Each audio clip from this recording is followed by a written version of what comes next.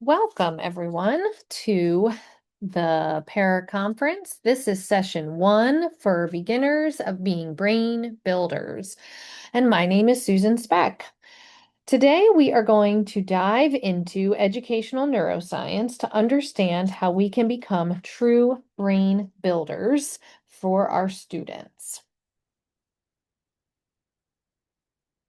My name is Susan Speck, and I am a staff developer at the Lincoln Intermediate Unit 12, and I am under tax services and support with literacy and behavior, and now I'm an ECRI coach.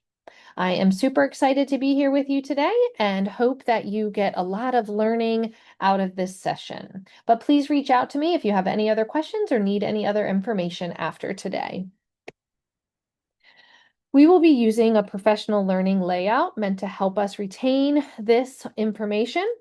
Professional learning is here to remind us of what we know, maybe help us refine our skills, and maybe reaffirm some of the great work we are already doing. Our goal today is to apply basic neuroscience terminology and concepts to reduce toxic stress and boost student engagement in our classrooms. We must recognize that brains are diverse and there is no single right way to think or learn. There is actually no one-size-fits-all brain. So let's see how we can support our students in classrooms and behaviors. Here is a focused attention practice. Focused attention practices use elements like rhythm and breath and movement to steady or energize our nervous systems. If you'd like to take a minute today with this exercise, you can trace your hands with your marker or pen and think about calming yourself down and refocusing your breathing and your continuous movement as your pen is going over your hands and tracing. Please remember today that when students are struggling, the student is never the barrier. The system itself is the barrier. And if we can think that every child has immense worth, completely independent of their academic success or behavioral compliance, that will help us to be more empathetic. So let's say this together. Connection over compliance. Connection over compliance, because safety starts with our staying. Some students have race car brains that process everything at rapid speeds, while others, like myself, are hiker brains that move slower so that we can absorb the rich details along the way. We can adapt our instructional methods and materials to welcome both types of these brains. The brain is the literal organ responsible for learning and making neuroscience vital for educators. We wouldn't trust a heart surgeon who loves surgery but doesn't know heart anatomy, so we must understand the brain ourselves. Passion for teaching is wonderful, but would you let a passionate surgeon operate on you if they didn't understand anatomy? So let's dive into the educator nervous system for a few minutes. This brings us to our massive focal point, the educator's nervous system. This is much more than a catchphrase. It dictates the climate of the entire room and building sometimes. Before we can look at a single student's behavior, we have to look directly in the mirror. Behavior management always starts with the adult self-regulation because human nervous systems mirror each other. Students actually attune to our voice tone, expressions, and posture, meaning meeting a calm adult creates a safe space for learning. A dysregulated adult can never regulate a dysregulated child. So let's look at neuroscience for a few minutes. Both of these videos explain the brain to children and adolescents. We can use simple physical analogies like Dan Siegel does in his video on a hand model to teach children about the parts of the brain stem, the limbic system, and the front part, which is the prefrontal cortex. Teaching them how, in the next video, their lids can flip actually helps remove the shame and then empowers students to help them take deep breaths and bring their logical thinking brains back online. So you can take a minute or two if you want to pause this video and watch these and learn more about the parts of the brain and how we can explain that to children. Utilizing brain anatomy can actually transform our classrooms by reducing negative behaviors and increasing staff morale. Embracing these concepts truly makes us proactive brain builders. So let's take a look at the upstairs and downstairs brain. The brain has two operating systems. The primitive downstairs brain handles the survival responses like fight or flight, while the upstairs brain governs reasoning, the logic, and regulation. Under stress, the prefrontal cortex actually shuts down, making logic completely inaccessible to a dysregulated student or young adult. The upstairs brain houses our executive functioning, acting like the CEO of the brain, handling planning, time management, and emotional control. When executive functioning is impaired, any task requiring flexibility or organization becomes a roadblock. Meet the CEO of your students' learning, the upstairs brain. Let's take a look at the downstairs brain. The downstairs brain and brain stem acts as the protector, shifting kids into defense mode using their emotions and instincts. It actively favors quick survival reactions and control over cooperation. When the survival brain takes over, cooperation flies right out the window.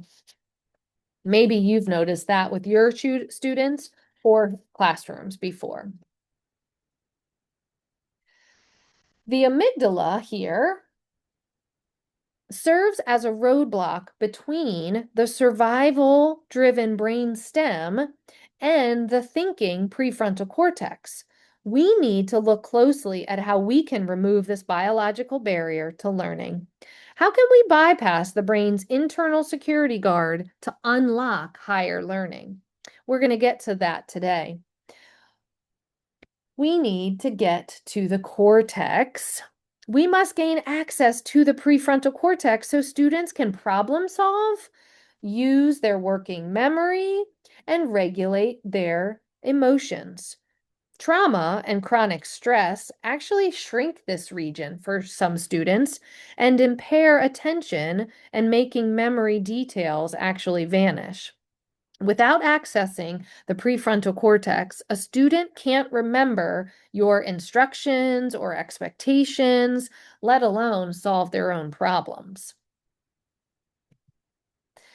In this diagram, we're going to understand the complexity of the learning for students whose brains are not fully developed. And even for some adults, there's just so much complexity in our learning brains, and you can see with all of these parts. First, we have to understand that the students have to be paying attention. And we know that in our classroom environments, there are a lot of distractions. So we have to provide those entry points, sometimes scaffolds, to help our students pay attention.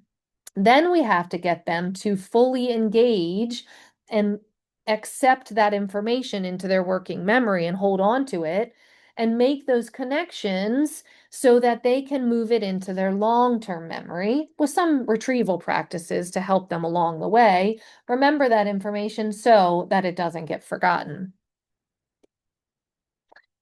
When sensorily dysregulated students, a student's language system and logical thinking are heavily impaired.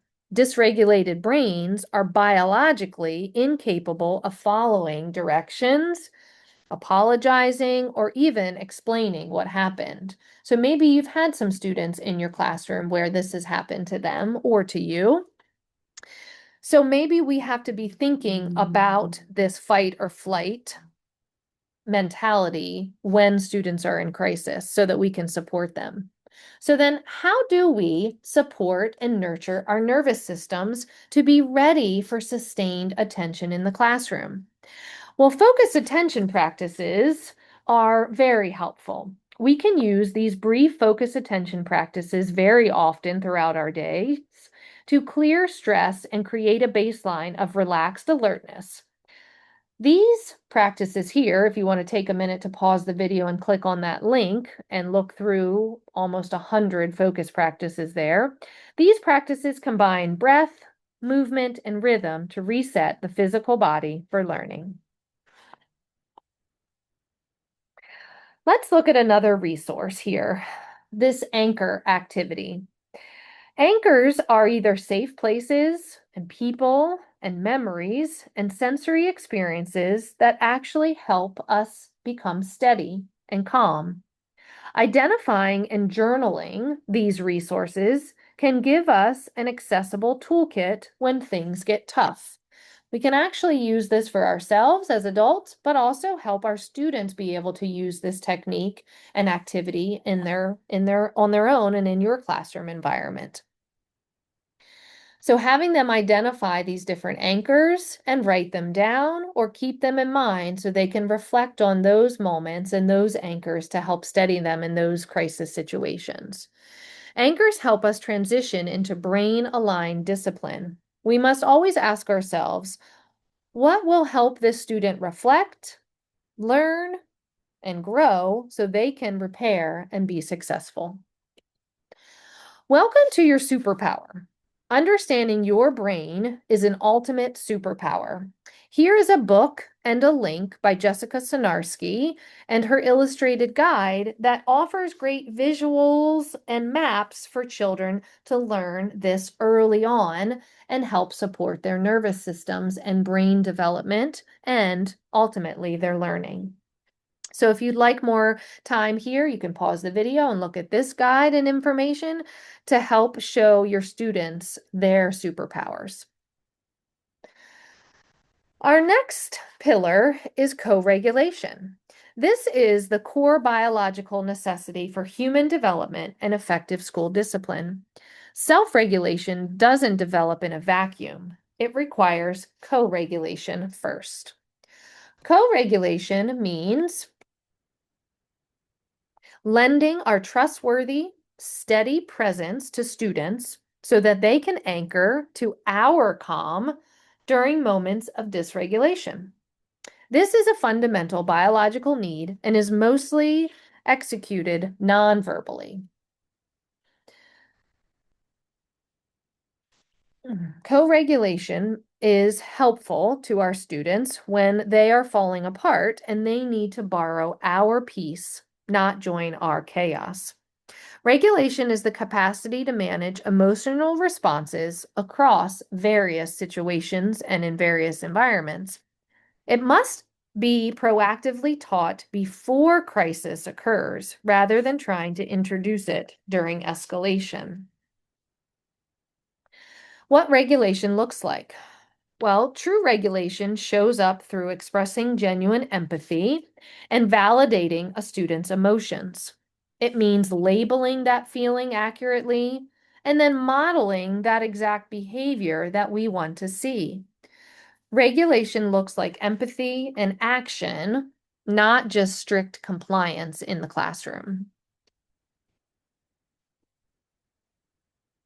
Remember, regulation is taught through deep connections, never through aggressive correction. Co-regulation simply means lending your calm rather than matching their chaos. Co-regulation isn't just a quick strategy to fix a child's behavior. It's a supportive way of being. It's about sitting in the feeling with them until they can return to a safe baseline. So then, how do you regulate yourself? Maybe adults often regulate by talking to friends, venting to your spouse or partner, or seeking out supportive networks in your school buildings. Kids with underdeveloped brains do not have these internal networks and rely entirely on us as educators to guide them.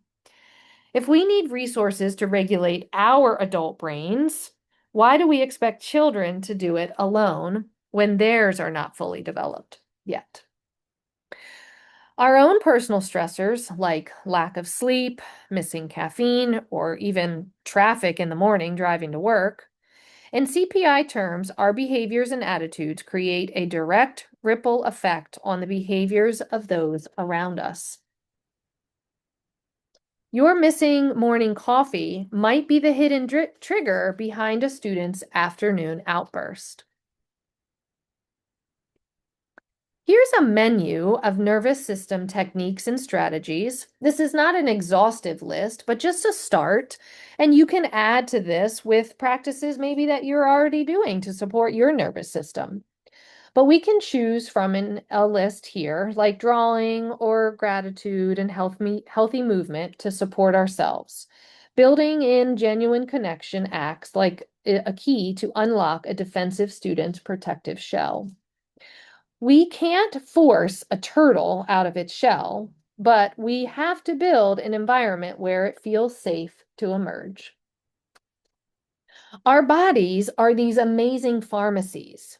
Here in this chart, the human body produces its own neurochemicals that directly shape emotions and learning. Dopamine sparks joy and motivation. Serotonin regulates impulses. Oxytocin builds connections, while excessive cortisol actually floods the brain with too much stress. Welcome to your body's internal pharmacy, where the right chemical mix can unlock optimal learning for our students and staff. What part of an iceberg can you see?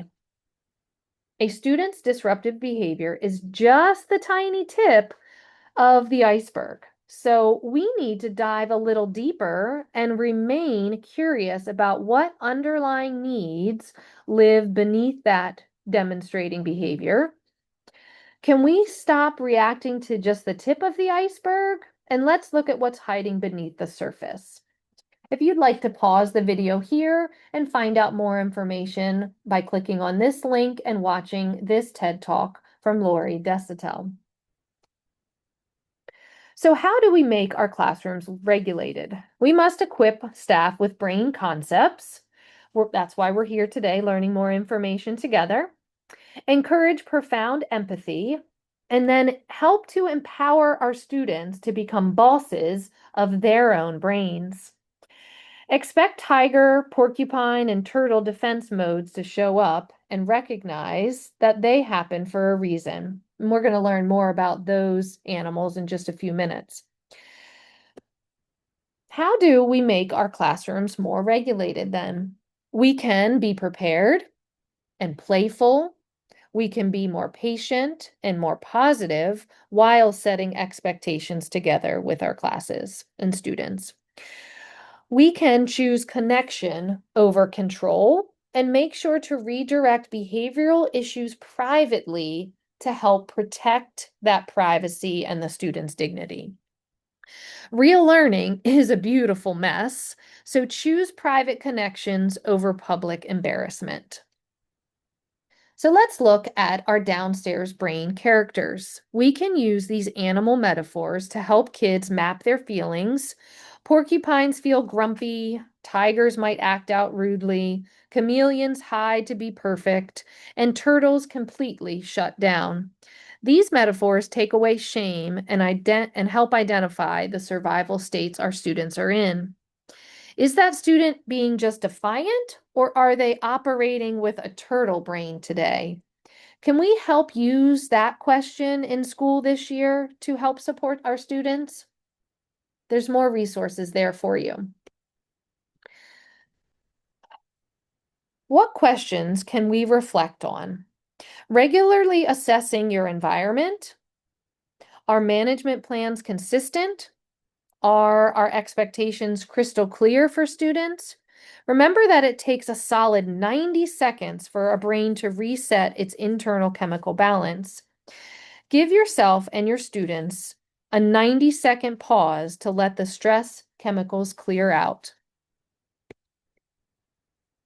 This brings us to another foundational concept, touch points. These are intentional micro moments of human connection that transform classroom safety.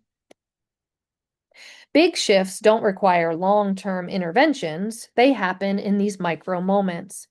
Touch points are everyday intentional micro moments, like a personalized greeting at your door, a supportive tone during work time, or just attentive listening woven throughout the day.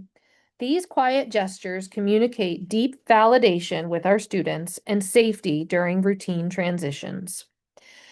Never underestimate that neurological power of a genuine smile and a personal greeting at your door. Relationships also matter. Nurturing relationships are what physically build the internal connections between the downstairs brain and the upstairs brain. Understanding that this reduces the blame cycle and lets us build self-regulation through secure emotional bonds. Spend time each week preventatively showing interest in your students' hobbies, maybe video games, sports, music. Match your attention to their behavior, like giving a fidgety kid a meaningful errand to channel their active energy. And can we prioritize connection over compliance? Prioritizing connection fosters true safety and deep learning retention, whereas forcing compliance just teaches kids to suppress vital bodily signals. Forcing blind compliance can actually leave vulnerable children unable to assert boundaries or communicate their distress. Did you know that laughter is an incredible biological tool that physically releases feel-good endorphins, drops stress levels, and relieves room tension? Incorporating laughter into your day can help reset your students' nervous systems. True problem solving can only happen when we feel an authentic sense of safety of others. Without safety, solo survival brains take over, turning defensive behavior into necessary survival mechanisms. Trauma severely disrupts an individual's autonomic nervous system, keeping them locked into a perpetual state of threat. So, safety is far more than just removing a threat. It actually demands active co regulation and definable relational cues. True safety isn't just the absence of danger, it's actually the presence of connection. So, how can we make our classrooms safe? We create safety by weaving in explicit times for connection, playful brain breaks, structured pauses like box breathing and regulating music. Physical movement breaks actually gives the brain fuel to remain active and focus. So let's look at how adding music, play, and breathing directly builds a fortress of safety in your classrooms. Here are 7 de-escalation strategies for challenging behaviors. When behaviors peak, use tools like acting calm, listening and repeating their words, giving them space, or inviting them to join a quiet activity. We must help them regulate first if we want them to make a positive choice. Here are 7 concrete tools to help slow the climb of challenging behaviors. If you'd like to pause the video now, you can take a minute and look through those. Jessica Sonarski also has a podcast here. In this episode, she explains how the brain functions and how to teach students to recognize when they are operating out of their downstairs brain. Let's move into regulation and looking at how we need to provide regulation before we get into the rigor of our lessons. This brings us to a golden rule. Regulation must always come before rigor, just as connection must precede the content. We can have the most rigorous lesson plans in the world, but it means nothing if our students aren't regulated enough to receive it. Children with early chronic stress histories commonly suffer from profound sensory processing struggles. Almost anyone with a trauma history requires deliberate help making sense of their sensational senses. Here are 5 ways to prevent big behaviors and more escalation in the classroom. So, by preventing massive behavioral issues, by being predictable, engaging, welcoming, and instructional, and self aware. Use explicit instruction and massive opportunities to respond to keep them engaged and prevent them from disrupting learning. Lean into your ultimate superpower, being predictable and highly engaging in the classroom. If we can shift our vocabulary from student self-regulation to adult-supported co-regulation, co-regulation doesn't just mean that they're depending on us forever. It means that they know exactly who to run to when their world gets dysregulated. So, how can we be brain-building leaders? Well, let's look at how we can just take a pause, be curious, and choose wisely. Our next big conceptual pillar focuses entirely on an intentional practice of pausing. Sometimes the most powerful tool an educator possesses is a simple, deliberate pause. Becoming a brain builder means mastering 3 actions: practicing a quick pause, choosing to be curious, and choosing wisely. This deliberate framework systematically dampens false amygdala alarms and keeps our students out of their downstairs brain and in their upstairs brain. We can structurally alter our spaces, our classroom environment, maybe by using gentle lighting, reducing noise, and encouraging physical checks like dropping our shoulders. Helping our students practicing humming or tapping directly can reset our physical distress. How simple changes in light and sound can instantly lower the heart rate of our students and adults in the room. We can also have them practice these focused attention practices, box breathing techniques like inhaling and exhaling to release that cortisol that's built up in our systems and help release that tension. We can practice a wait strategy. The wait strategy involves active waiting, avoiding direct eye contact, speech, or touch with a highly agitated person. It removes that stimulation and gives their system space to cool down naturally. The wait strategy is about giving an agitated child or kid non-interactive space to de-escalate, while a breath strategy actively utilizes breathing models to regulate emotions. Knowing which one to deploy is crucial. Do they need space to cool down, or do they need a structured breath tool? It helps to figure that out to support our students.